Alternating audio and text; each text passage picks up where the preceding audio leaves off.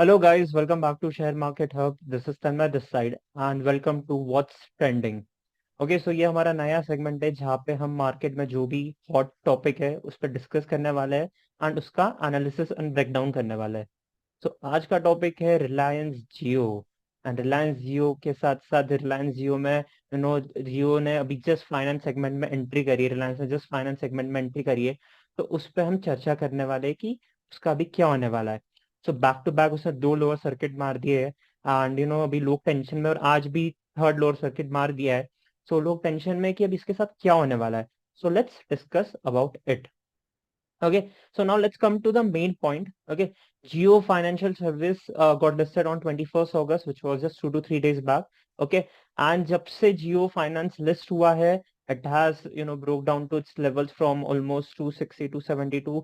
वो अभी 225 के लेवल पे आ गया है, which has seen 3 lower circuit, and it was formerly known as Reliance Strategic Investment. Okay, so this is the main point कि यहाँ से हम डिस्कस करने वाले कि what is going to happen with Jio finance. Okay, so GFS ये जो company है, अभी सब पूछ रहे कि यार ये कंपनी का धंधा ही नहीं है। नहीं यार, ऐसा नहीं है। मतलब अगर मोटा भाई ने 1.6 लाख करोड़ पे अगर कोई कंपनी को लिस्ट किया है तो ऑफकोर्स उसका कहीं ना कहीं इन्वेस्टमेंट है। तो जीएफएस ने उनकी खुद की पेरेंट्स कंपनी में इन्वेस्ट किया है, which is Reliance industrial, Reliance payment solution, Reliance retail, Jio payments bank and different companies. उसके खुद के ही सेगमेंट्स में, उसके खुद की पेरेंट्स एंड सिस्टर कंपनीज में उसका स्टेक है। एंड ये जो स्टेक है दैट इज 6%। ओके, ये अभी हम डिस्कस करने वाले हैं। So the point of focus is gonna be कि जो जेएफएस है, nearly 6.1% of RIL's net worth would be transfer to JFS. So जो रिलायंस का शेयर है, रिलायंस के शेयर में से एक हिस्सा निकला है जिसका मार्केट वैल्यू 1.6 लाख करोड़ था, एंड उसके बेसिस पे जेएफएस को लिस्ट किया है। ओके, सो जेएफएस जो मेनली रहने वाला है वो कंज्यूमर ड्यूरेबल लेंडिंग बिजनेस में रहने वाला है, जहाँ पे lending and finance and mutual funds and insurance, इस ये उसका मेन सेगमेंट रहने वाला है। ओके, सो इसमें वो डायरेक्ट कंपटीशन देने वाला है बजाज को। it is going to give competition to Paytm, it is going to give competition to ICICI Bank, it is going to give competition to Axis Bank, it is going to give competition to Poonawalla FinCorp, because वो directly उनके साथ one on one competition में उतरा है। एक segment है उसका बड़ा इंश्योरेंस और एक सेगमेंट है वो जल्दी आएगा mutual funds. Okay, so NBFC is a very big vast field in India, because जहाँ पे बहुत ज्यादा इन्वेस्टमेंट होता है यार। हर एक जन आजकल म्यूचुअल फंड्स में इन्वेस्ट करते हैं, इंश्योरेंस में इन्वेस्ट करते ही है। सो अब मेन यहाँ पे जो क्वेश्चन है कि यार जो कंपनी जिसका बिजनेस मॉडल अभी तक क्लियर है नहीं, जिसके रेवेन्यू फिगर्स तो है नहीं, बिकॉज वो अभी अभी जस्ट उसको थोड़े दिन पहले अनाउंस किया था और उसको लिस्ट भी कर दिया है, एंड जिसके प्रॉफिट फिगर्स भी अननोन है, उसको 1.5 टू 1.6 लाख करोड़ के वैल्यूएशन पे कैसा लिस्ट किया। मतलब ऑफ कोर्स मोटा भाई है तो कुछ भी हो सकता है, बट ये लिस्ट इस बेसिस पे किया है जहां हमने डिस्कस किया है कि जीएफएस का उन्होंने 6% हिस्सा दिया, एंड जब रिलायंस में से वो 6% स्प्लिट हुआ था तो उन्होंने जीएफएस को लिस्ट किया है। तो ऐसा नहीं है कि जीएफएस के पास कुछ नहीं है। जियो फाइनेंस के पास इन्वेस्टमेंट है उसके खुद के पेरेंट एंड सिस्टर कंपनीज में। Okay, so now main thing कि जियो फाइनेंस क्या करने वाला है। प्लान ऑफ एक्शन ये है कि जो भी उसके पेरेंट्स कंपनी, जैसे रिलायंस इलेक्ट्रॉनिक है, रिलायंस रिटेल है, रिलायंस के जो भी अलग अलग सेगमेंट्स है, उन सेगमेंट्स में वो कस्टमर्स को अट्रैक्ट करने का ट्राई करने वाला है। ओके, एंड ये वैल्यू गेम पे रहने वाला है पूरा। Jio financial 20 billion pre listing valuation was purely based on its 6.1% share in Reliance industry. So मैंने आपको बोला था कि रिलायंस इंडस्ट्री में 6.1% उसका स्टेक है। रिलायंस इंडस्ट्री के अंदर बहुत सारे शेयर्स आते थे, जिसमें से सिर्फ एक छोटा सा सेगमेंट निकला है बाहर, जो है GFS. Okay, so what's ahead, मैंने आपको पहले ही बोला है कि it's gonna go in direct competition with big mutual fund and insurance firm, and यहाँ पे वो एकदम छोटा सा प्राइजेस एंड छोटी सी प्राइजेस के साथ साथ अच्छे अच्छे बेनिफिट्स देगा।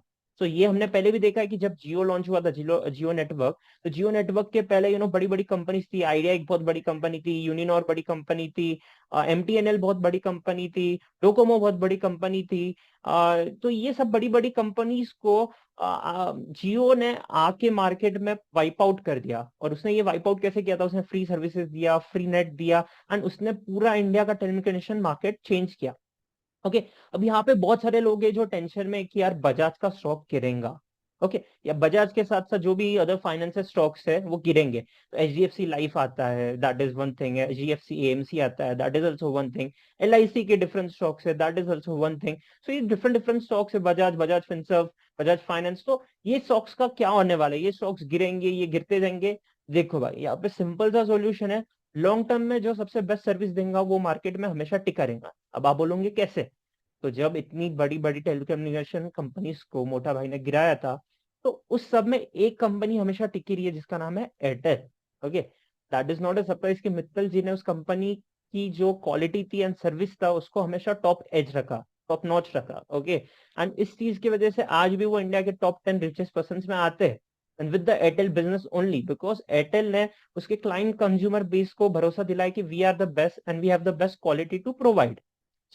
व्हाट्स अहेड में मेन चीज ये है कि ऑफ कोर्स रिलायंस के पास ऑलरेडी उसके टारगेट बेस है, बिकॉज रिलायंस ने जसडैल ऐसे ही नहीं खरीदा था कि वो बस कोई एक्विजिशन के लिए खरीदे। उसने जसडैल इसलिए खरीदा था क्योंकि उसको डाटा चाहिए था लोगों का।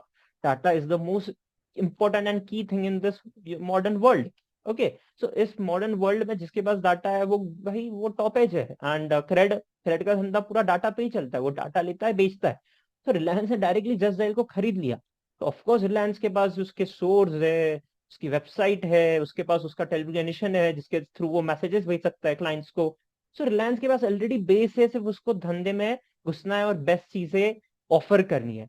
तो ऑफकोर्स इन चीजों में अगर बजाज और अदर कंपनीज ने अगर अच्छी प्रोवाइड अच्छी क्वालिटी प्रोवाइड करी, अच्छा सर्विस प्रोवाइड किया, इस फील्ड में service is the most important thing. तो अगर अच्छा सर्विस प्रोवाइड किया तो of course it is definitely gonna survive. So let's come to the next most important thing.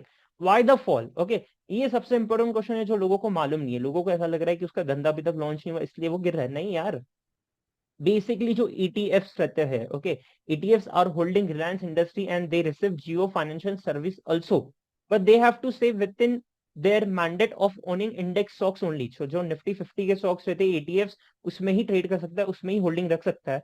And जिसके पास भी रिलायंस के शेयर थे उनको अल्टीमेटली जियो फाइनेंसेस के भी शेयर मिले हैं, तो they have to sell that share. That is the only reason कि ईटीएफ्स के सेलिंग की वजह से, that is happening from last 3 days, ETF के सेलिंग की वजह से JFS is not the part of index. Yeah, JFS is still not the part of index. That is the reason it is falling, and it is a compulsory rule and regulation that ETFs has to sell the stock. That's the reason they are selling Jio Financial Service share. वरना उनको कोई मजा नहीं आ रहा है कि वो Jio Financial Service का शेयर बेचे। Okay, so that is the very important thing की जो लोगों को जानना है। अब व्हाट्स नेक्स्ट अहेड? ओके, अभी थोड़े दिन में ईओ आने वाला है जियो का, रिलायंस का, एंड मोटा भाई कोई बड़ी बड़ी अनाउंसमेंट्स के साथ आने वाला है। एंड इसमें मेरे को डेफिनेटली लगता है कि वो कुछ ना कुछ तो जेएफएस के लिए अनाउंसमेंट करेंगे। एंड ऑफकोर्स यार वो कंपनी अगर इतनी गिर गई है तो ऑफकोर्स यहाँ से बाउंस बैक भी मारेंगे, बिकॉज रिलायंस मार्केट में इतने सालों से सर्वाइव कर रहा है।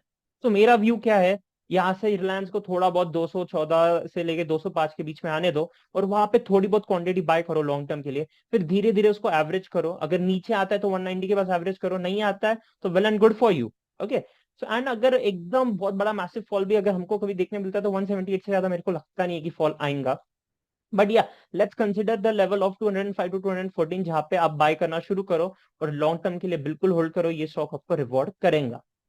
Okay, so thank you guys for watching the video. तो ये वीडियो में सबसे इंपॉर्टेंट चीज ये है कि भाई ये पॉइंट समझो कि रिलायंस ने जब जीएफएस को लिस्ट किया है तो उसने ऑफकोर्स डायरेक्टली बड़े बड़ी कंपनीज को कंपटीशन देने के लिए लिस्ट किया है।